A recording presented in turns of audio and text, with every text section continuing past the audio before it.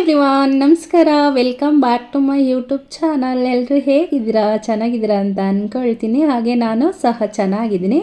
Already ಎಲ್ಲರೂ ತಮ್ನೈಲಲ್ಲಿ ನೋಡಿರಬೇಕು. ನಾನು ಅಮಾವಾಸ್ಯೆ ದಿನ ಒಂದು ಪಾಸಿಟಿವ್ ಮನಸ್ಸು ಅಥವಾ ಮನೆಯಲ್ಲಿ ಒಂದು ಪಾಸಿಟಿವ್ ವೈಬ್ಸ್ ಬರೋದಕ್ಕೆ ಯಾವೆಲ್ಲ ಒಂದು ರೀತಿಯ ಕೆಲಸಗಳನ್ನು ನಾನು ಮಾಡ್ತೀನಿ ಅನ್ನೋದನ್ನು ನಿಮ್ಮ ಜೊತೆ ಈ ಒಂದು ವಿಡಿಯೋದಲ್ಲಿ ಶೇರ್ ಮಾಡ್ಕೊಳ್ತಾ ಇದ್ದೀನಿ.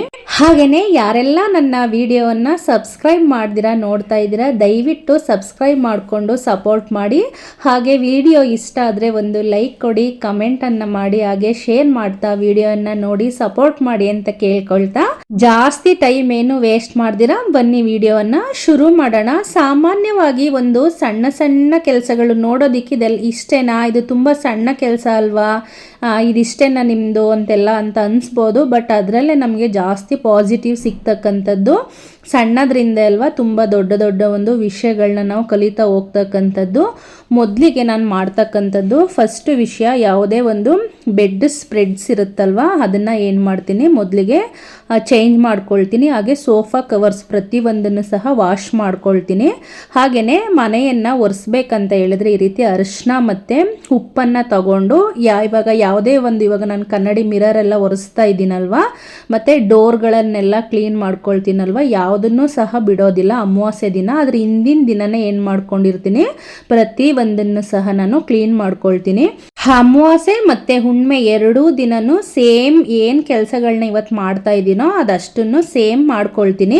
ಇವಾಗ ಅರಿಶಿನ ಮತ್ತು ಉಪ್ಪಿನ ಪೌಡ್ರನ್ನು ತೋರಿಸ್ದೆ ಅಲ್ವಾ, ಇದನ್ನೆಲ್ಲ ಕ್ಲೀನ್ ಮಾಡ್ಕೊಳ್ಳುವಾಗ ಆ ನೀರಿಗೆ ಇದನ್ನು ಮಿಕ್ಸ್ ಮಾಡಿಬಿಟ್ಟೆ ಕ್ಲೀನ್ ಮಾಡ್ಕೊಳ್ತೀನಿ. ಮತ್ತು ನೆಲವನ್ನು ಒರೆಸ್ಬೇಕಾದ್ರೂ ಅಷ್ಟೇ ಸೇಮ್ ಅದೇ ರೀತಿಯಾಗಿ ಅರಿಶಿನ ಮತ್ತು ಉಪ್ಪನ್ನು ಸೇರಿಸ್ಬಿಟ್ಟೆ ನಾನು ಏನು ಮಾಡ್ತೀನಿ, ನೆಲವನ್ನು ಸಹ ಕ್ಲೀನ್ ಮಾಡ್ಕೊಳ್ತೀನಿ.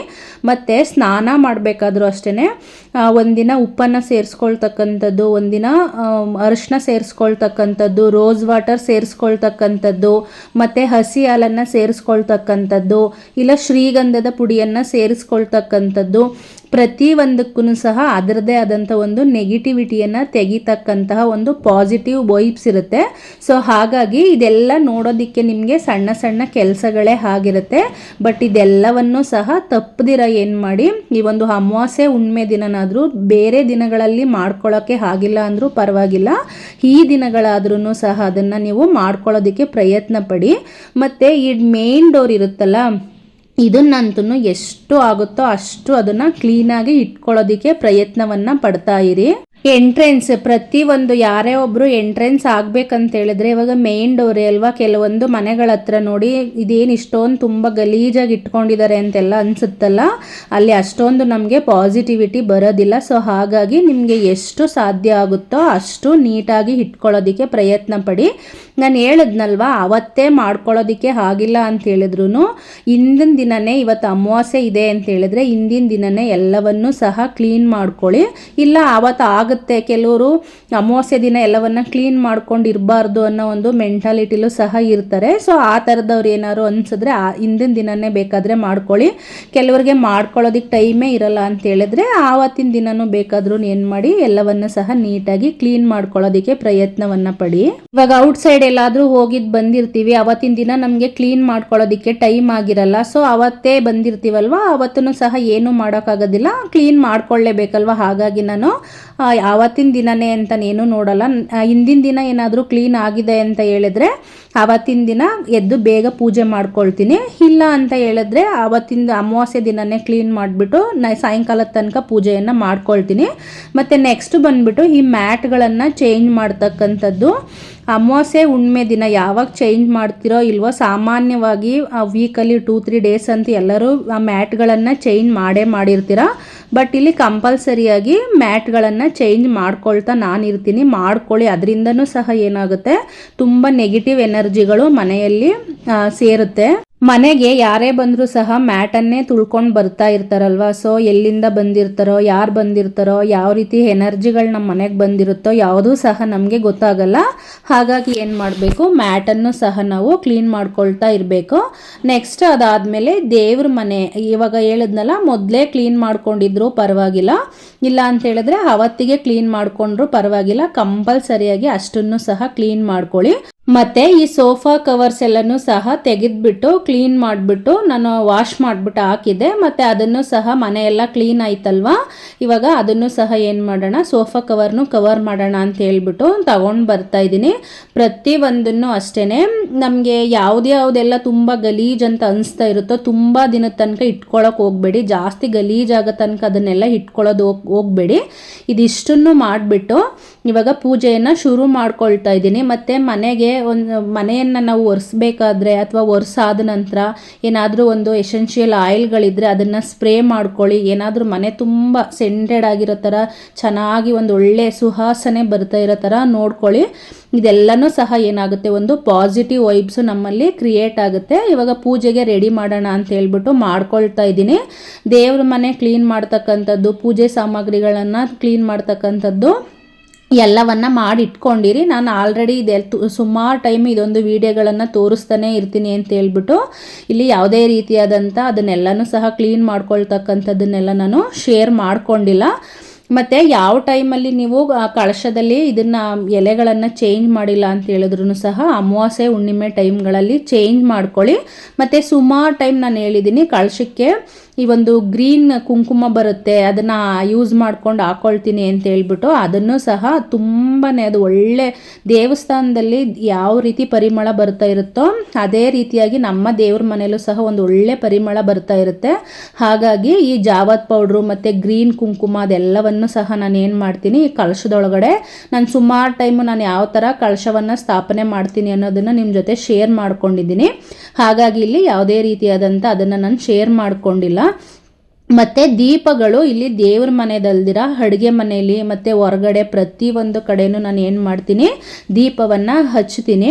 ಬೆಳಗ್ಗೆ ಹೊತ್ತೇನಾದರೂ ಪೂಜೆ ಮಾಡಿಬಿಟ್ರೆ ಬೆಳಗ್ಗೆ ಟೈಮು ಹಚ್ಚಿರ್ತೀನಿ, ಮತ್ತು ಸಂಜೆ ಟೈಮು ದೀಪವನ್ನು ಹಚ್ಚುವಂಥ ಟೈಮಲ್ಲಿ ದೀಪವನ್ನು ಹಚ್ಚುತ್ತೀನಿ. ಇಲ್ಲ ಒಟ್ಟಿಗೆ ಸಂಜೆ ಟೈಮಲ್ಲೇ ಮಾಡ್ತಾ ಇದ್ದೀನಿ ಅಂತ ಹೇಳಿದ್ರೆ ಒಟ್ಟಿಗೆ ಸಂಜೆ ಟೈಮಲ್ಲೇ ದೀಪವನ್ನು ಹಚ್ಚತಕ್ಕಂಥದ್ದನ್ನು ಮಾಡ್ತೀನಿ. ಸಾಧ್ಯವಾದಷ್ಟು ನಿಮಗೆ ಎಷ್ಟಾಗುತ್ತೋ ಅಷ್ಟು ದೀಪಗಳನ್ನ ಬೆಳಗೋದಕ್ಕೆ ನೀವು ಪ್ರಯತ್ನವನ್ನು ಪಡಿ. ಇದೆಲ್ಲ ನೋಡೋದಕ್ಕೆ ಸಣ್ಣ ಸಣ್ಣ ವಿಷಯಗಳೇ ಆಗಿರುತ್ತೆ ಅಷ್ಟೇ, ಆದರೆ ತುಂಬಾ ಪಾಸಿಟಿವ್ ವೈಬ್ಸ್ಗಳನ್ನು ನಿಮ್ಮಲ್ಲಿ ಕೊಡ್ತಾನೆ ಹೋಗುತ್ತೆ. ಹಾಗಾಗಿ ಸಾಧ್ಯವಾದಷ್ಟು ಅಮಾವಾಸ್ಯೆ ಹುಣ್ಮೆಗಳಲ್ಲಂತೂ, ಇವಾಗ ಅಮಾವಾಸ್ಯೆ ಹುಣ್ಮೆ ಬಂದ್ಬಿಟ್ಟು ಪ್ರಕೃತಿಯಲ್ಲಿ ಆಗ್ತಕ್ಕಂಥ ಚೇಂಜಸ್ ಅಲ್ವಾ. ಹಾಗಾಗಿ ನಿಮ್ಮ ಜೀವನದಲ್ಲಿ ಒಂದು ಯಶಸ್ಸುಗಳು ಬೇಕು ಅಂತ ಹೇಳಿದ್ರೆ ಮನೆಯಲ್ಲಿ ಯಾವಾಗಲೂ ಸಹ ಗಲಾಟೆಗಳಾಗ್ತಾ ಇರುತ್ತೆ, ಜಗಳಗಳಾಗ್ತಾ ಇರುತ್ತೆ. ಏನಕ್ಕೆ ಈಗ ನಮಗೆ ಈ ಥರ ಅಂತ ಅನಿಸ್ತಾ ಇರುತ್ತೆ. ಮತ್ತು ಕೆಲವೊಂದು ಸ್ಟಕ್ಗಳಾಗ್ತಾ ಇರುತ್ತೆ. ನಾವೇನೇ ಪ್ರಯತ್ನ ಮಾಡಿದ್ರೂ ಇವತ್ತು ಮಾಡಬೇಕಂತ ಅಂದ್ಕೊಂಡಿರ್ತೀವಿ, ಮತ್ತು ನಾಳೆಗೆ ಅದನ್ನು ಮಾಡ್ಕೊಳ್ಳೋದಕ್ಕೆ ಆಗ್ತಾ ಇರಲ್ಲ. ಏನೋ ಒಂಥರ ಬ್ಲಾಕೇಜಸ್ ಅಂತೆಲ್ಲ ಅನಿಸ್ತಾ ಇರುತ್ತೆ.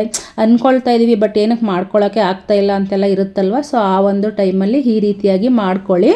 ಮತ್ತು ಹೊಸ್ಲಿಗೆ ಹೊರಗಡೆ ಪೂಜೆ ಮಾಡಿಕೊಂಡು ದೇವರಿಗೆ ಎಷ್ಟು ಮುಖ್ಯವಾಗಿ ಪೂಜೆಯನ್ನು ಮಾಡ್ತೀವೋ ಅದೇ ರೀತಿಯಾಗಿ ಹೊಸ್ಲಿಗೆ ಅರಿಶಿನ ಕುಂಕುಮವನ್ನು ಹಚ್ಚಿ ಪೂಜೆ ಮಾಡ್ತಕ್ಕಂಥದ್ದನ್ನಂತೂ ಮರಿಲೇಬೇಡಿ. ನಾನು ಹೇಳಿದ್ನಲ್ಲ, ಇವಾಗ ಮನೆಗೆ ಯಾರಾದರೂ ಬರಬೇಕಂತ ಹೇಳಿದ್ರೆ ಆ ಹೊರಗಡೆ ನಾವು ಎಷ್ಟು ನೀಟಾಗಿ ಇಟ್ಕೊಂಡಿರ್ತೀವೋ, ಈಗ ಬೇರೆಯವ್ರ ಅಭಿಪ್ರಾಯ ನಾವು ಒಳಗಡೆಗಿಂತ ಇಲ್ಲಿ ಹೊರಗಡೆ ಅವ್ರು ಎಂಟ್ರಿ ಆಗುವಾಗ ಅದನ್ನ ನೋಡಿದ ತಕ್ಷಣ ಅವ್ರ ಅಭಿಪ್ರಾಯ ಚೇಂಜ್ ಆಗುತ್ತೆ. ಹೊರಗಡೆನೇ ಇಷ್ಟೊಂದು ಗಲೀಜಾಗಿ ಇಟ್ಕೊಂಡಿದ್ದಾರೆ, ಇನ್ನು ಮನೆ ಒಳಗಡೆ ಯಾವ ರೀತಿ ಇದ್ದಾರೋ ಅನ್ನೋ ರೀತಿಯೆಲ್ಲ ಅಭಿಪ್ರಾಯಗಳು ಚೇಂಜ್ ಆಗುತ್ತಲ್ವ. ಹಾಗಾಗಿ ಮತ್ತು ಇವಾಗ ಲಕ್ಷ್ಮಿ ಯಾರೇ ಒಬ್ಬರು ಮನೆಗೆ ನಾವು ಸಾಮಾನ್ಯವಾಗಿ ಲಕ್ಷ್ಮಿನ ಯಾರು ಬೇಡ ಅಂತ ಹೇಳ್ತೀರಾ, ಅಮೌಂಟನ್ನು ಯಾರು ಬೇಡ ಅಂತ ಹೇಳ್ತೀರಾ, ಸಕ್ಸಸ್ಸನ್ನು ಯಾರು ಬೇಡ ಅಂತ ಹೇಳ್ತೀರಾ, ಅದನ್ನು ಮಾಡ್ಕೋಬೇಕಂತ ಹೇಳಿದ್ರೆ ಈ ರೀತಿಯಾಗಿ ಕೆಲವೊಂದು ಆಧ್ಯಾತ್ಮಿಕತೆಯನ್ನು ರೂಢಿ ಮಾಡಿಕೊಳ್ಳೇಬೇಕು. ನಾನಂತೂ ಈ ರೀತಿ ಹೊಸ್ಲಿಗೆ ಪೂಜೆ ಮಾಡ್ತಕ್ಕಂಥದ್ದು ಮತ್ತು ದೀಪಗಳನ್ನು ಅಂಟಿಸ್ತಕ್ಕಂಥದ್ದು ಯಾವುದನ್ನು ಸಹ ಬಿಡೋದಿಲ್ಲ. ಹೊಸ್ಲಿಗೆಲ್ಲ ಪೂಜೆ ಮಾಡ್ಕೊಂಡಿದ್ದಾಯಿತು. ಮತ್ತು ಇಲ್ಲಿ ಬಾಗಿಲ ಮೇಲೆ ಓಂಕಾರಗಳನ್ನು ಮತ್ತು ಈ ಒಂದು ಸ್ವಸ್ತಿಕ್ ಚಿಹ್ನೆಗಳನ್ನು ಬರೀತಕ್ಕಂಥದ್ದನ್ನು ಸಹ ಮರೆಯೋದಿಲ್ಲ. ಇವತ್ತು ಸೋಮವಾರದ ಅಮಾವಾಸ್ಯೆ ಪೂಜೆಯನ್ನು ತೋರಿಸ್ತಾ ಇರೋದ್ರಿಂದ, ಇದು ಸೋಮಾವತಿ ಅಮಾವಾಸ್ಯೆ ಆಗಿರೋದ್ರಿಂದ ಮತ್ತು ಶಿವನಿಗೆ ಅತಿ ಹೆಚ್ಚಿನ ಪ್ರಾಮುಖ್ಯತೆಯನ್ನು ಕೊಟ್ಟು ಪೂಜೆ ಮಾಡೋದ್ರಿಂದ ಭಸ್ಮವನ್ನೇ ಯೂಸ್ ಮಾಡ್ಕೊಂಡು ಈ ಒಂದು ಚಿಹ್ನೆಗಳನ್ನು ಬರೀತಾ ಇದ್ದೀನಿ. ಕುಂಕುಮವನ್ನು ಯೂಸ್ ಮಾಡಿಕೊಂಡು ಬರೀತಾರೆ, ಶ್ರೀಗಂಧವನ್ನು ಯೂಸ್ ಮಾಡಿಕೊಂಡು ಬರೀತಾರೆ, ಹಾಗೆ ಅರಿಶಿಣದಲ್ಲೂ ಸಹ ಬರೀತಾರೆ. ಯಾವ ರೀತಿಯಾಗಿ ಬೇಕಾದ್ರೂ ಬರಿಬೋದು.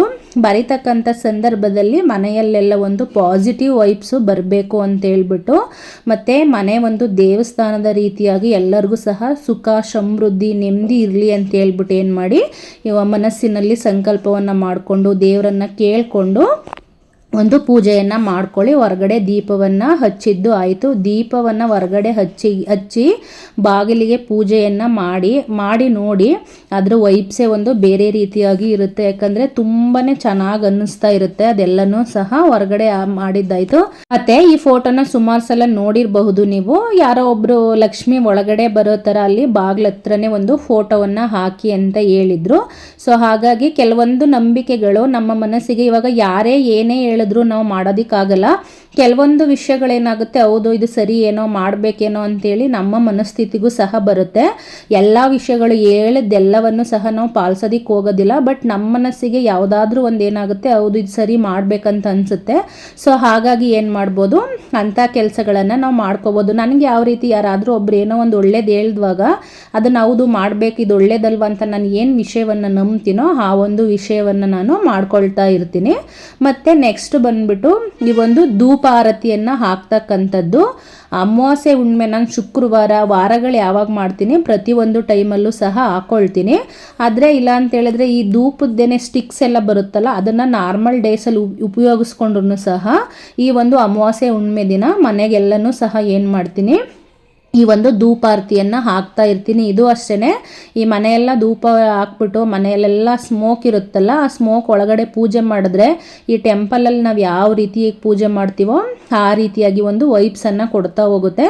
ಮತ್ತು ಕಾಯನ್ನು ಹೊಡಿತಕ್ಕಂಥದ್ದು, ಇಷ್ಟು ದಿನ ನನಗೆ ಸರಿಯಾಗಿ ಕಾಯನ್ನು ಹೊಡಿತಕ್ಕಂಥದ್ದು, ಕರ್ಪೂರಕ್ಕಂಥದ್ದು ಏನಕ್ಕೋಸ್ಕರ ಅಂತಲೇ ಗೊತ್ತಿರಲ್ಲ. ಕಾಯಿ ಯಾವ ರೀತಿಯಾಗಿ ಒಡೆಯುತ್ತೋ ಆ ರೀತಿ ನಮ್ಮ ಕಷ್ಟಗಳೆಲ್ಲ ಒಡಿಲಿ ಅಂತ ಹೇಳ್ಬಿಟ್ಟು ಈ ಒಂದು ಕಾಯಿಯ ಅರ್ಪಣೆಯನ್ನು ಮಾಡ್ತಕ್ಕಂಥದ್ದು. ಮತ್ತು ಕಾಯಿ ಮತ್ತು ಈ ಬಾಳೆಹಣ್ಣನ್ನೇ ಏನಕ್ಕೆ ಅರ್ಪಣೆಯನ್ನು ಮಾಡ್ತಾರೆ ಅಂತ ಹೇಳಿದ್ರೆ, ಅದೆರಡೂ ಸಹ ಯಾವುದೇ ರೀತಿಯಾದಂಥ ಎಂಜಲನ್ನು ಮಾಡಿ ಬಂದಿರತಕ್ಕಂಥ ಗಿಡದ ಫಲಗಳಲ್ಲ ಅಂತ ಹೇಳ್ಬಿಟ್ಟು ಏನು ಮಾಡ್ತಾರಂತೆ, ತೆಂಗಿನಕಾಯಿ ಮತ್ತು ಬಾಳೆಹಣ್ಣನ್ನೇ ದೇವರಿಗೆ ಶ್ರೇಷ್ಠವಾಗಿ ನೈವೇದ್ಯ ಅಂತ ಇಡ್ತಾರಂತೆ. ಹಾಗಾಗಿ ಅದನ್ನು ಇಡ್ತಕ್ಕಂಥದ್ದು. ಮತ್ತು ಕರ್ಪೂರ ಹಚ್ಚತಕ್ಕಂಥದ್ದು. ಕರ್ಪೂರವನ್ನು ಹಚ್ಚಿದಾಗ ನಮ್ಮ ಕಷ್ಟಗಳೆಲ್ಲ ಕರ್ಪೂರ ಯಾವ ರೀತಿಯಾಗಿ ಕರಗುತ್ತೋ ಆ ರೀತಿಯಾಗಿ ನಮ್ಮ ಕಷ್ಟಗಳು ಸಹ ಕರಗಲಿ ಅಂತೇಳಿ ಏನು ಮಾಡ್ತಾರಂತೆ, ಕರ್ಪೂರವನ್ನು ಹಚ್ಚಿ ಆರತಿಯನ್ನು ಮಾಡ್ತಾರಂತೆ. ಸೊ ಹಾಗಾಗಿ ಇದೆಲ್ಲವನ್ನು ಸಹ ಮನಸ್ಸಲ್ಲಿ ನೀವು ಇದೆಲ್ಲ ಪೂಜೆಗಳನ್ನು ಮಾಡಬೇಕಾದ್ರೆ ಇದಿಷ್ಟನ್ನು ಸಹ ನಾನು ಮಾಡ್ತಾ ಇದ್ದೀನಿ. ಇದರಿಂದ ಮನೆಯಲ್ಲೆಲ್ಲ ಒಂದು ಪಾಸಿಟಿವಿಟಿ ಬರಲಿ ಅಂತ ಕೇಳಿಕೊಂಡು ಏನು ಮಾಡಿ, ಮನಸ್ಸಲ್ಲಿ ಅಂದ್ಕೊಳ್ತಾ ಒಂದು ಪಾಸಿಟಿವ್ ಬಗ್ಗೆ ಥಿಂಕ್ ಮಾಡ್ಕೊಳ್ತಾ ಏನು ಮಾಡಿ ಪೂಜೆಯನ್ನು ಮಾಡಿ. ಮತ್ತು ಮಾಡಬೇಕಾದ್ರೆ ದೇವರ ಒಂದು ನಿಮಗೆ ಮಂತ್ರಗಳು ಗೊತ್ತಿರುತ್ತಲ್ವ, ಸ್ತೋತ್ರಗಳು, ಅದೆಲ್ಲವನ್ನು ಸಹ ಹೇಳ್ಕೊಂಡು ಬರೀ ಮನಸ್ಸಿಂದ ಯಾವುದೇ ರೀತಿಯಾದಂಥ ಪೂಜೆಗಳನ್ನು ಮಾಡೋದಕ್ಕೆ ಹೋಗಬೇಡಿ. ಮನಸ್ಸಲ್ಲಾದರೂ ಹೇಳ್ಕೊಳ್ಳಿ ಅಥವಾ ಜೋರಾಗಾದ್ರೂ ಸಹ ಹೇಳ್ಕೊಳ್ಳಿ. ಈ ರೀತಿಯಾಗಿ ಪೂಜೆಯನ್ನು ಮುಗಿಸ್ಕೊಂಡು ಒಂದು ಪಾಸಿಟಿವ್ ಆಗಿರೋದಕ್ಕೆ ಪ್ರಯತ್ನವನ್ನು ಪಡಿ. ನೆಗೆಟಿವ್ ಥಿಂಕ್ ಮಾಡ್ತಕ್ಕಂಥ ಮನಸ್ಸು ನಮಗೆ ಯಾವಾಗಲೂ ಪಾಸಿಟಿವ್ ಲೈಫನ್ನು ಕೊಡೋದಕ್ಕೆ ಸಾಧ್ಯನೇ ಇಲ್ಲ. ಹಾಗಾಗಿ ಪಾಸಿಟಿವ್ ಆಗಿ ಥಿಂಕ್ ಮಾಡ್ತಾನೆ ಇರಿ. ಏನು ನೈವೇದ್ಯ ಆಗುತ್ತೋ ಅದನ್ನು ಇಡಿ. ಮತ್ತು ನೆಕ್ಸ್ಟ್ ಇದು ಒಂದು ಬಂದ್ಬಿಟ್ಟು ಮ್ಯಾನಿಫೆಸ್ಟೇಷನ್ ಟೆಕ್ನಿಕ್ ಬಗ್ಗೆ ಸಾಮಾನ್ಯವಾಗಿ ಮಾತಾಡ್ತಾ ಇರ್ತಾರಲ್ವ, ಈ ಪಲಾವ್ ಎಲೆದು.